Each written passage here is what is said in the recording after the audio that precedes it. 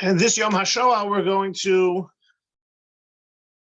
take a look at the issue of the Holocaust Torah phenomenon, or do Holocaust artifacts belong in museums, and any issues relating to halacha, Jewish law, Jewish thought that might surround this type of a concept. And look, we know that much was, many relics were found, artifacts were found in the midst of the destruction. And in particular, if you would Google the term Holocaust Torah, you'll get dozens, probably hundreds of responses relating to synagogues that have these types of Torahs, including Jewish Studies of Atlantic Beach has one. My search through some of the shul files didn't find all that much information. It seems to be dated actually to the 17th century. It's a very old Torah written on deerskin, belonged to a Jewish family that's listed. The name is Debdov, but I haven't found anything else. If any of the members, anyone has any information, we could talk about it afterwards. But this was something that emerged out of, and it's on source number 1 on the sheets, this idea of what came to be known as the Czech Memorial Scrolls Trust. And so they're called the MST Torahs. That information from their website, which you can look at, or many of the shuls which have permanent exhibits for their Torahs, talk about. During the Holocaust of World War II, hundreds of Jewish communities in the Czechoslovakian regions of Bohemia and Moravia were destroyed or abandoned. Their religious objects were collected and stored in the Jewish Museum in Prague. Jewish curators were given the task of cataloging each item. After the war, these items were moved to be warehoused by the Czechoslovak government in the Michla synagogue in the suburb of Prague. However, the scrolls were piled up in a space that was damp and cramped with no air circulation. By being rolled up and unused, the scrolls seemed to be destined for complete deterioration. 1963, the communist government of Czechoslovakia was looking for someone to buy the scrolls. Ralph Yablon, a philanthropist and member of the Westminster Synagogue in London, bought all 1,564 scrolls for the equivalent of 30,000 British pounds. Westminster Synagogue became the official trustee for the entire collection. Yablon supplied the funds for the scrolls to be packed and shipped. On February 7, 1964, the Torah scrolls arrived in Westminster Synagogue. The Memorial Scrolls Trust was created to oversee the scrolls. Each scroll or scroll fragment was numbered, placed in its own compartment in racks. The condition of each scroll was recorded along with what was still known of its history, date, and place of origin. Eventually, the trust created a permanent exhibition about the Czech scrolls at the Westminster Synagogue.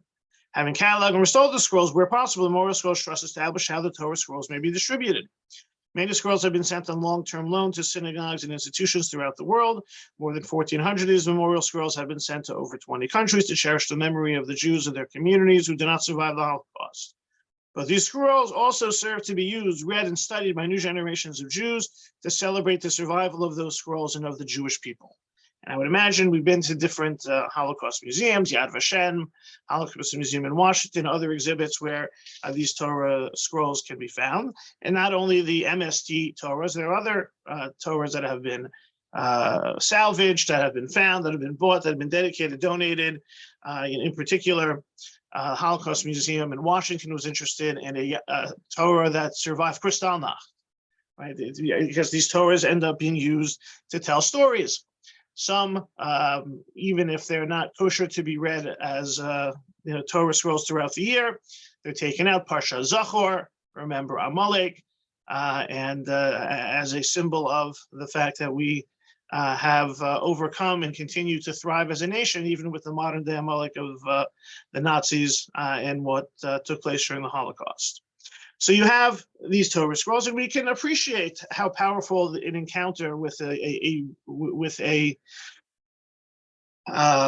artifact of the Shoah is. Whether it's a place, whether we encounter it in a museum, right? Whether in terms of Yad Vashem, there's certainly anyone who's ever visited, it's always crowded, and there's always a major bottleneck of people that are gathered around the areas, especially where you encounter these the artifacts, the shoes, And even some of the lesser known, it's to come face to face with these objects that went through the terrors of the Shoah, something that becomes powerful. Yes, Miriam, you have a hand up.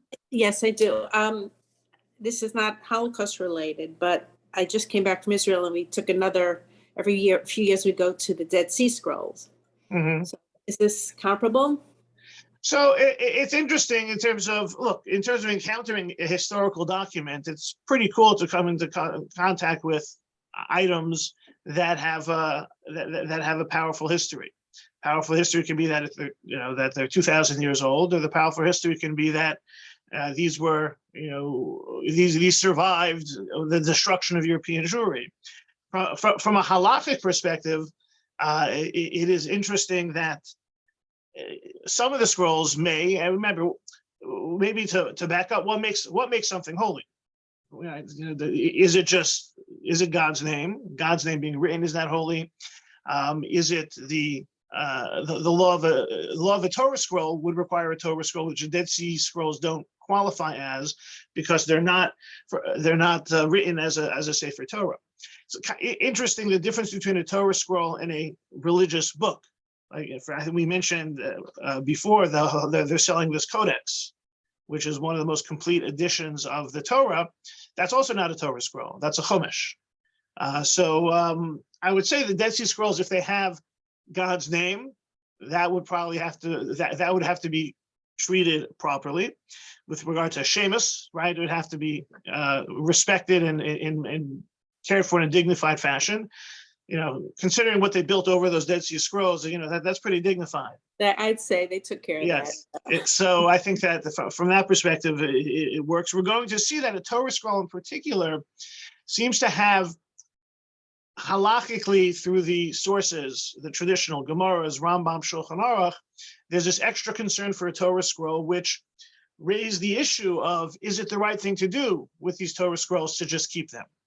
And it actually relates well to source number 2, which was an article entitled Torah and Taboo, Containing Jewish Relics and Jewish Identity at the U.S. Holocaust Museum. It's from a journal called Newman, History of Religion, very hard to find.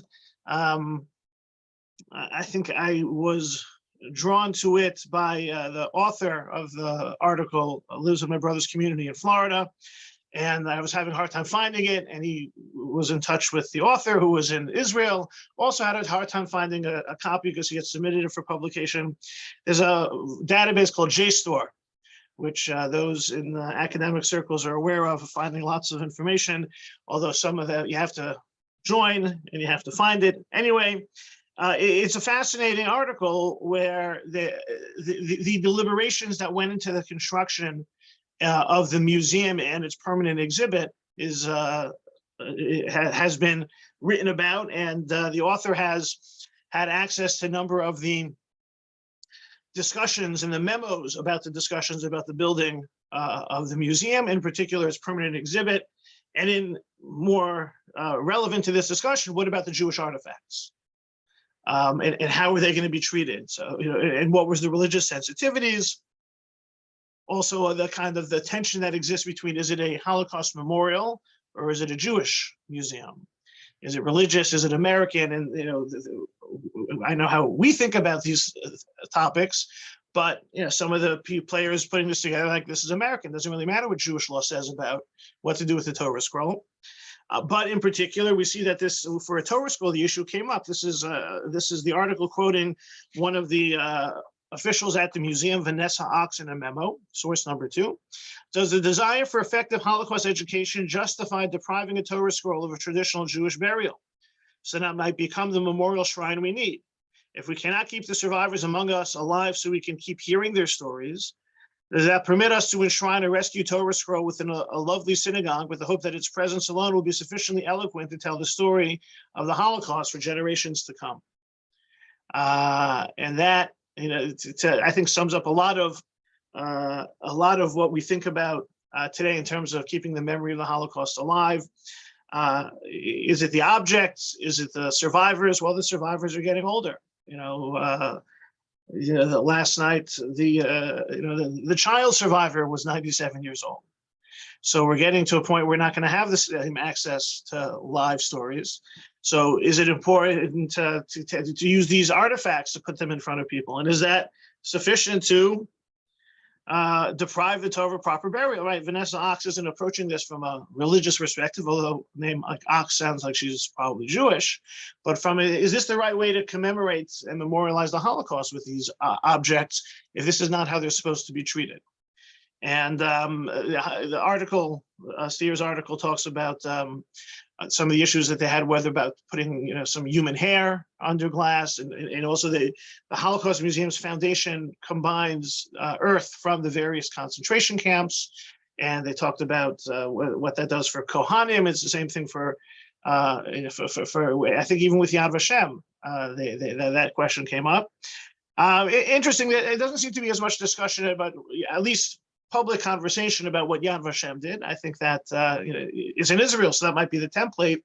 I think certainly in its formative years, a lot of it was just coming together in the aftermath without talking about it or discussing it, and the need for tachlis. The U.S. Holocaust Museum is much later getting underway, all of its activities, in the 80s and 90s, until it finally opened up. But so here, is the question: what are we supposed to do with the Torah scroll? And in particular, the Torah scroll stood out as, an object. I would imagine maybe tefillin could be viewed as something too. Just think of those powerful images of the desecration of those objects, right? The very famous picture of the religious Jew praying barefoot in a pair of desecrated tefillin, which occupies a prominent space at Yad Vashem. All, of course, Torah is being torn and burned, have as powerful religious symbolism. So in particular, but does that mean we leave it there to be viewed? Does it become a museum relic? Or do we try to keep the memory alive from hearing the stories directly? Just a footnote on that point, relating to something that's in the news a lot, and we talked about it, this idea of recording Holocaust testimony and using technology to put it in such a way that you can speak, ask questions of the hologram of the survivor. That has been rolled out in a few places already in Holocaust museums, where you can have a conversation with a Holocaust survivor who has passed on, but whose testimony has been programmed through artificial intelligence programs to be able to have a dialogue, and whether what kind of substitute that will be for the real thing. So questions, reactions conceptually before we look specifically at a couple of halachic issues relating to the Torah scroll itself. Rabbi? Yes. I think that there is a possible correlation between the Holocaust becoming more distant historically and the increase in anti-Semitism, but that's a personal view. Look, a lot of that's obviously on a lot of people's minds. The idea about Holocaust education, the correlation between how important is Holocaust education as a tool in combating anti-Semitism. That's definitely something being discussed. There was an article someone sent me recently from the noted author Dara Horn, who feels that Holocaust education is not enough. If we want to talk about combating anti-Semitism, and in some ways, Holocaust education, as we get more and more distant from the events, it turns into facts and figures and doesn't resonate as the same way. It could be, if you want to combat anti-Semitism, you have to provide people with an understanding of who Jews are, as opposed to what happened then. But this is part of it. The Torah scroll is an artifact of Jewish life as much as it is here being commemorated as destruction. Right? We call it Eitz Chaim Hi Lamachazikim Ba. It's a tree of life. So with regard to the Torah in particular, because of the fact that the Torah Kihem Chayenu, that's where we get all Judaism from, and the role that the Torah scroll has placed, possesses within Jewish liturgy, within Jewish life, Mondays and Thursdays, Shabbos. Right? Think about how we treat it if the Torah is dropped during Hagbah. Right? What happens? The whole idea of fasting for 40 days emerges, and even if we don't necessarily implement that practically speaking, just the fact that the fact that the desecration of the Torah has such powerful resonance in all types of ways. probably relates to the concern and the respect with which it is treated. So source number 3, the Rambam Laws of Sefer Torah. There are 20 factors, any of one of which disqualifies a scroll of the law. If any of these occurs, the scroll is like one of the books of the Pentateuch, out of which children are taught. It becomes like a chumash. A Torah that's not a full Torah scroll can be used as a chumash. It does not possess the sanctity of a scroll of the law and is not used for public reading. Right, so you're not able to use it anymore, obviously, because it's puzzle, but and it doesn't have the same level of sanctity. So what do you do with it? So source number 4, Shulchan Aruch, a worn out Sefer Torah is placed in a clay vessel and buried near the grave of a scholar. Right, it requires geniza, shemus is the popular term we use for anything that has God's name on it, but technically it's geniza. And it has to be, and the idea of putting it near a Torah scholar, we have the idea that remains today of putting Jewish books in the grave of someone to show them extra respect. Interestingly, it says you put it in a clay vessel. From here, the wheels start turning. Well, clay vessel, museum display case. Maybe there's some type of parallel. But again, we're treating the Torah scroll with respect. So, okay, the Torah scroll requires respect. But what about the idea, when it comes to the laws of Torah scrolls, there's a further issue that's discussed elsewhere in the Shulchan Aruch, source number 5, that it is forbidden to leave a Sefer Torah which has not been corrected more than 30 days. You have to either correct it or hide it, geniza. You have to put it, you have to bury it. The Ramah says, and this is the law for all other holy books. There seems to be an extra concern that we don't want puzzle, right, unfit, non-usable Torah scrolls to be available and out there. We either should fix them or bury them. What's the concern for this? So the Aruch HaShulchan, in explaining this law, source number 6, and not necessarily a Sefer Torah, but any holy book. However, the rabbinic authorities were especially concerned about a Sefer Torah, right? Why?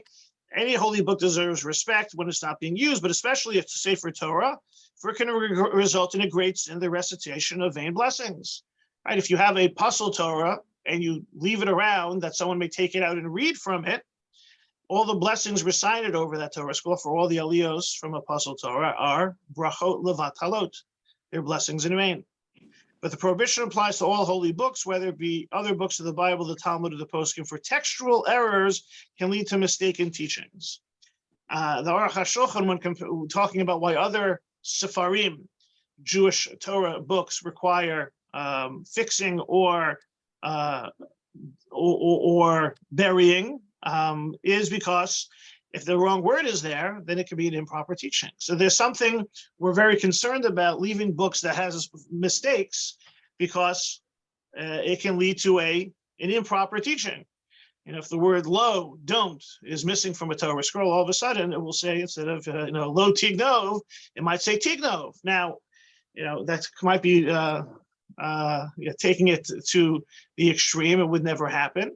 But if you have books that have that have mistakes, it could be a significant problem. It can lead to the improper transmission of Masorah, and we hope that doesn't happen. And we put a lot of stock in Masorah, and therefore, who knows where the error being transmitted will create that break. So therefore, the Aruch HaShulchan mentions 2 rationales. One, improper blessings recited over Torahs which are not kosher. And the fact that the mistakes that might be found in the Torah or other Jewish books may lead to improper teachings. I still remember, how do you know if a Torah is kosher? You have to have it checked. How often do you have to have it checked? It's not really necessary if it's written properly, but there's certain things that can sometimes go wrong in the storage of a Torah or the placement of a Torah, or it gets too hot, or all sorts of things. We're talking about a very delicate object that requires care for. And so how do you ensure how do you know the Torah is going to be kosher or not? So I still remember in my previous congregation, where I was responsible for arranging the Torahs and getting them to the right places, there was a Masorah. There was a tradition as to which Torah scrolls were usable and which ones weren't.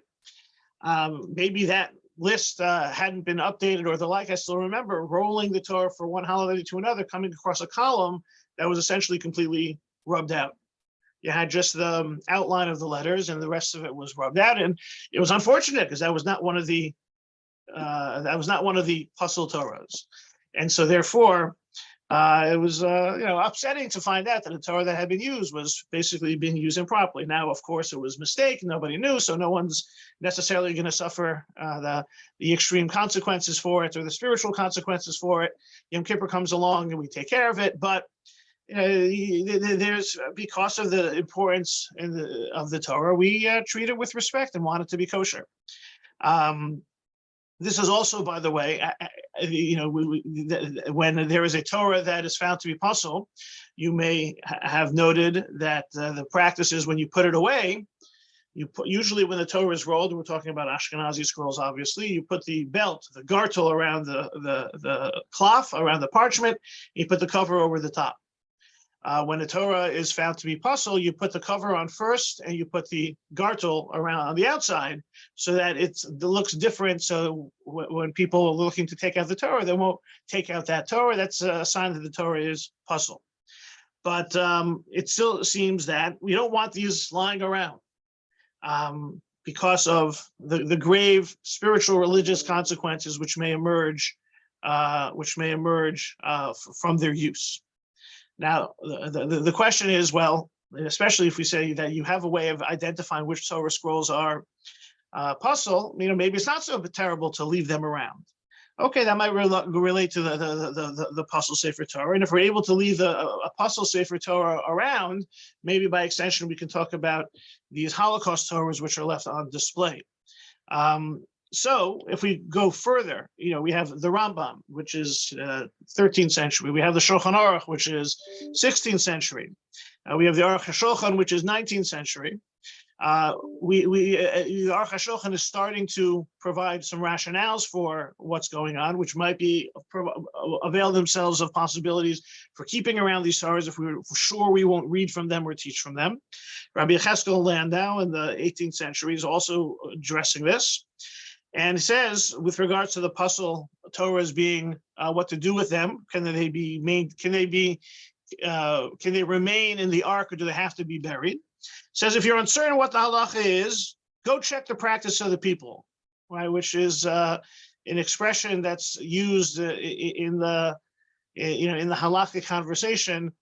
Poke chazi my dama of it. Go see what the people are doing. Because the likelihood is, if people are doing this and it's a well-established practice, it must have an origin.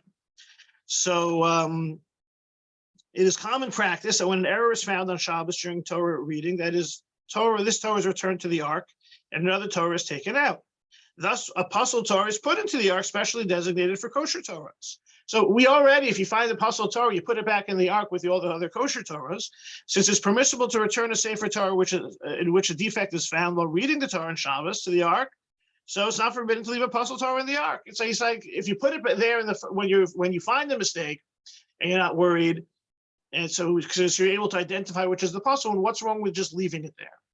Right? In general, many shuls have Torahs that aren't read. Some of them are kosher. It's good to have kosher Torah scrolls, but even if they're not kosher, whether it's for the symmetry and the look of the ark being full of Torahs as opposed to having empty slots, or whether there be certain sentimental or historical value to some of the Torahs, maybe they're not kosher, but we see that just from the very fact that if the Torah is found puzzles placed in the ark, that there's nothing inherently wrong with that fact and with that placement. And if we can ensure that it won't be taken out, so that blessings and blame not be recited and improper teachings not be transmitted, Rabbi Yecheskel Landau says it should certainly be okay. So we're not necessarily in a rush to bury our Torahs. Questions, comments, reactions to as we build the halachic case for preserving Torahs that are puzzle, or maybe even by extension Torahs that are desecrated. Rabbi? Yes. I have heard it said, and I hope this is not Lashon Hora, that Famous last words. Orthodox synagogues have been less likely to talk about the issue of Shoah than the other branches of Judaism. I don't think that that's true. I think it does connect something that I've spoken about and wrote about last week in terms of Yom HaShoah, a Holocaust Remembrance Day in particular. And it may extend to these types of practices in terms of, for example, the idea of a Holocaust Torah. Anecdotally, not scientifically, when searching through which congregations have Holocaust Torahs, the majority are non-Orthodox. In fact, at least in the first several pages of searches that I found, I think, so you're talking about some out of 70, 80, 100 listings, only I think a few were.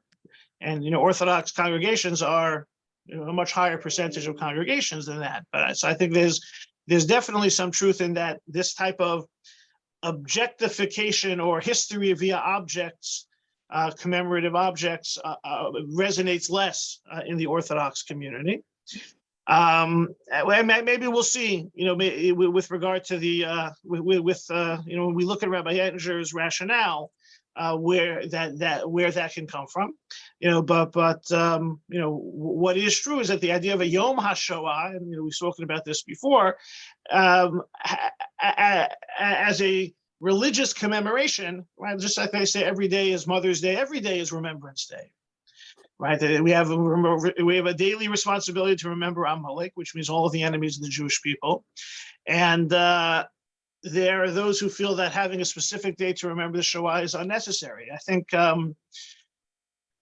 we mentioned this last year, the year before, that remember the Yom HaShoah started in Israel in 1951, was the first day of the first time the day was declared as a national day. It took another few years till 1957 or 1959 for this to become a law in Israel. What was going on between 1945 and 1951? And so what was going on as news of the horrors emerged during the Shoah and immediately afterwards was an attempt to have a religious response. So initially the 10th of Teves was selected. 10th of Teves is a Jewish fast day, and it's a kind of it's the shortest Jewish fast day, and it's the fast day that has is least connected to the destruction of the temple, right? We have a number of fasts that are connected to the destruction of the temple. Tisha B'Av, the temple was destroyed. 17th of Tammuz, the day the walls were breached. Tzom Gedalia, the day independence was lost. The 10th of Teves was when the siege began. And it's declared a fast, and all of the scholars have kept asking, well, why do we commemorate? Well, we understand the destruction, we understand the loss of independence. Maybe we can appreciate the breaching of the walls, but why are we commemorating the siege? It's the beginning of the beginning of the beginning. It's not worthy of commemoration. So the rabbis in Israel at the time really felt, hey, this is great. We have a fast day, which is the shortest one on the calendar that people don't fully appreciate anyway. It actually has a unique nature in Jewish law that it's the only fast day that Jews would ever fast on a Friday. That makes it unique. Let's make that Yom HaShoah. Let's attach Yom HaShoah to it. And in fact, initially they called it either 1946 or 47, they called it Yom HaKadish HaKlali. They also assigned it to be the day that anyone who had relatives murdered in the Holocaust and didn't know the yurtzeit should say Kaddish on that day. It didn't resonate. Those opponents of a technical, formal Yom HaShoah would say that's because Tisha B'Av is the only day that commemorates all Jewish tragedies. Same way that we have elegies on Tisha B'Av commemorating destructions of European communities, destruction of that was committed in the First Crusades. Let's make Tisha B'Av that day. So there was this. In these efforts to figure out Yom HaShoah, eventually, the politicians and the Zionist leaders and the survivors in Israel came up with Yom HaShoah v'Hagvura, a date which commemorates the murder of the 6 million, as well as the heroism of the Warsaw Ghetto Uprising and other types of physical resistance against the Nazis that the nascent state of Israel and the survivors there were looking for. right, there was this tension amongst some of the Zionists who had been in Israel throughout the war and the survivors as to, the Zionists were, there was a certain, in some circles, a dismissive attitude of the survivors. How come you didn't fight back? So they found a way to commemorate the atrocities as well as the heroism. And they figure, let's connect it to the Warsaw Ghetto Uprising. And we can't make it on Pesach, we'll make it after Pesach. And then, of course, the Nisan being a festive month, this drew the opposition of the religious parties. Suffice it to say, I think if they were trying to set this up again today, we probably would have moved it out of Nisan. But there is a little bit of ambivalence towards the ritualization of Yom HaShoah, and I wouldn't say not Holocaust memory, but the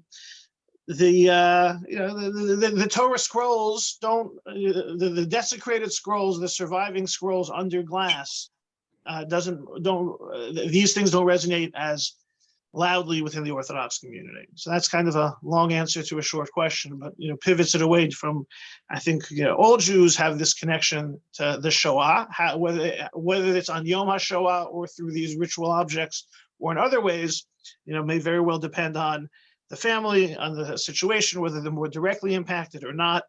But I think the Orthodox are active in remembrance. In many ways, I think the pivot turns to survival and moving forward rather than as much dwelling on the past. But I think this also gets reflected a little bit in Rabbi Yaakov Ettinger's responsum on this issue about the Torah scrolls that are puzzle that are in the Ark. He, like Rabbi Lando, has a more permissive, it's the idea for the 30 days and fix them or bury them. We can find a more positive use for them. Only if he has no place to put it and he has to hide it, then is the proper way to do it, right? Only if there's no way to keep it in the Ark, it's separated and offset it to make sure it's not being used. However, if he wants to put it in a special place in the Ark, he may do so, and this is its hiding, right? Geniza, burying it, is only if you have to bury it. Therefore, the practice in many congregations to not hide the worn Sifrei Torah, but to place them in a special place in the Ark, and to take them out on Simchas Torah for use during the Hakafos. It's interesting that Rabbi Ettinger tries to identify what's a good positive way to use them. You can't read them. You're not going to be able to use them actively in the service for a Torah service, but you can actively put it together, or you can actively use it for Simchas Torah. Some would say that there's a certain poetic beauty in the Torahs that survived the Holocaust being danced with when celebrating the Torah on Simchas Torah. That's an appropriate way of utilizing them. That the attention is called to them not just in the context of remembering, but in the context of living joyously a Jewish life, which is celebrated on Simchas Torah. But this pivot that's made in terms of the Aruch HaShulchan's explaining what the problem is. So if we're able to obviate the problem, and Rabbi Lando and Rabbi Ettinger both noting that it doesn't have to be buried as long as it's not going to be utilized, and Rabbi Ettinger even trying to identify a positive use of the Torah that's possible, would seem to provide us with ample halachic basis for avoiding the concern. And in some ways, the issue raised by Vanessa Ox when they were contemplating and planning the U.S. Holocaust Museum Memorial has a solution. Just some additional information there. One of the main consultants and professionals and historians working on this was Dr. Michael Berenbaum, who is also an observant Jew. And in the article, they mentioned some of the memos and interactions that Berenbaum he was the religious one to address these issues and to handle these issues when the museum was being built. And he talks about his consultation among different rabbis. You could tell people were wondering, ask him if he had a written response or not. So to back it up, he spoke with Rabbi Ephraim Oshry, a very famously Holocaust survivor who has response that he wrote, that he authored during the Holocaust, but also was often consulted on some of these meta-halachic issues that moved beyond, related to the Holocaust. He was consulted and gave his okay to not having to bury these Torah scrolls. And whether it be keeping them on display in shuls, putting them on display in museums, it's not a violation of the kavod Sefer Torah. And if it has a positive educational, spiritual purpose, even more so is the foundation for the rationale. And the flip side being, as we mentioned, this idea of a little kind of ambivalence in some quarters, to that if it doesn't have a real halachic utility or a or more of a mitzvah purpose, then it's a little bit then it's less significant. This on Shabbos, I taught a class on what's called the Schlissel Challah. Schlissel Challah is the Shabbos after Pesach. There's a custom of either baking the challah in the shape of a key or putting a key inside the challah. In some ways, it represents a type of unlocking the gates of heaven to provide us with parnasa and health and sustenance and tranquility and all these types of things. So it doesn't appear anywhere in Jewish sources at all until the 18th century, and didn't really resonate much beyond certain parts of the Hasidic community. And now all of a sudden, it's a cultural phenomenon. It's an Instagram influencer, and everyone is doing it. And so, it does have certain, definitely has Hasidic mention, and some of those Hasidic sources touch upon certain traditional religious concepts. So, for example, Passover is understood as the time of judgment for how we'll be given our sustenance, our parnasa, the wheat that we get, the food that we eat. So, if we want to unlock us a bountiful year, you can get there. You can say it in the same sentence. Now, the real challenge is that most people today, or many people today, have keyless entry, whether it be your cars or your houses. So I'm not sure what that means for the schlissel industry, but within the course of the discussion, the idea of how we treat the practices or observances, which kind of we'll call them, they're tradition adjacent. There's nothing wrong with it, but isn't necessarily a strong textual or even a historical observant precedent for it. And so, the opinion of for example, the Vilna Gaon school of thought, the more rationalist school of thought, and this was the view of Rabbi Joseph Soloveitchik in particular on some newfangled practices that people wanted to introduce, were, if it connects to something of significance in our past ritual and halachic observance, great. If not, throw it away. It's not necessary. If it's not necessary, it shouldn't be utilized. And so, that too, if you're looking for strong religious guidance, or you're looking for, if you're looking for religious halachic encouragement for Holocaust Torahs, you're not really going to find it, because the most basic sources seem to say, bury the Torah is not being used. But if you start proceeding and finding certain utility, right, the dancing with the Torahs and Simchas Torah of Rabbi Yettinger might be the Holocaust Torahs being on display today. I would say that certainly encountering the artifacts, I believe, is important, and I think a parallel worthwhile exercise and endeavor is to live a vibrant Jewish life is also the positive response. I think if you're going to have one, you certainly need to have the other. Both become significant, and so that, I think, relates to the Holocaust Torah phenomenon and Jewish artifacts in museums. The proper respect and conditions and precautions are taken, and it can be something very powerful alongside vibrant Jewish living. Rabbi,